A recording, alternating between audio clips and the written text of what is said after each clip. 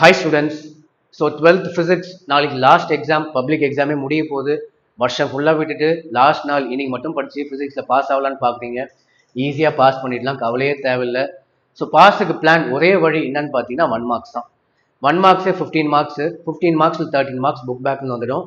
So அதுக்காக தான் நிறைய பேர் பாஸ் ஆகணுன்றதுக்காக தான் 1 மார்க் ஷார்ட் கட்ஸே போட்டிருக்கோம். ப்ளஸ் 1 மார்க்ஸ்க்காக நம்ம வந்து எஃபர்ட் போட்டு டே டைம் வேஸ்ட் பண்ணக்கூடாது. டே டைமில் தேரிலாம் படிச்சுட்டு நைட் டைம் 1 மார்க்ஸ் வீடியோ பார்த்தீங்கன்னா ஈஸியாக 13 மார்க் வாங்கிடுவீங்க. 1 மார்க்ஸ் போய் காப்பி அடிச்சுக்கலான்னு போயிடாதீங்க. நாளைக்கு எக்ஸாம்ல யாரையாவது பார்த்து 1 மார்க்ஸ் பார்த்துக்கலாம் அப்படின்னு சொல்லிட்டு போகாதீங்க. நீங்கள் எல்லா வீடியோஸும் பார்த்து முடிங்க. 1 மார்க்ஸில் 13 மார்க் ஈஸியாக வாங்கிடலாம். அதுக்கப்புறம் வந்து 2 மார்க்ஸ் தான் பாஸ். நீங்கள் ஏதாவது கிரி கூட்டாலே மேக்ஸிமம் பாஸ் ஆகிடலாம்.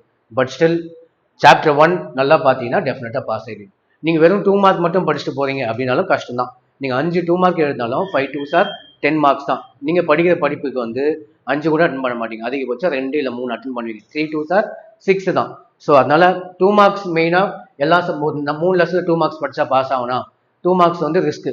ஸோ சாப்டர் 1ல் 2 மார்க்ஸ் 3 மார்க்ஸ் அண்ட் 5 மார்க்ஸ் நம்ம இம்பார்ட்டன்ட் கொடுத்துருப்போம். அதெல்லாம் பாருங்கள். சாப்டர் 1ல் application of gas law base பண்ணி டெஃபினட்டாக நிறைய 3 மார்க்கில் கேட்பாங்க. இம்பார்ட்டன்ட் 5 மார்க்ஸும் இருக்குது. ஸோ ஒரு சாப்டர் பார்த்தா பாஸ் ஆகிடுவீங்க.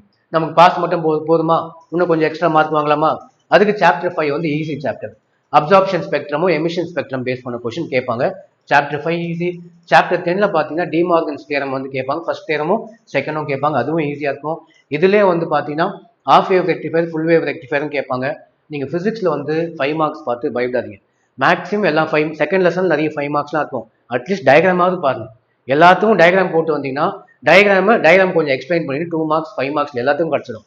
நம்ம கொடுத்த இம்பார்ட்டன்ட் 5 மார்க்ஸில் அட்லீஸ்ட் ஒரு 5 லெசன் என்ன பண்ணுங்க, டயக்ராம் வரைக்குமாவது பாருங்க. டயக்ராமுக்கே மார்க் போட்டுருவாங்க. ஸோ பயப்பட தேவையில்லை.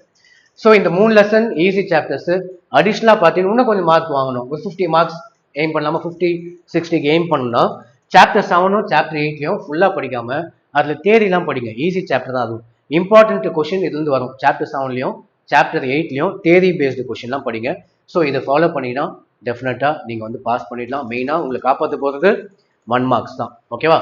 ஸோ நல்லா பண்ணுங்கள். நாளைக்கு நல்லா படிக்கிற பசங்க எப்படின்னு நம்ம வீடியோ பார்ப்பீங்க.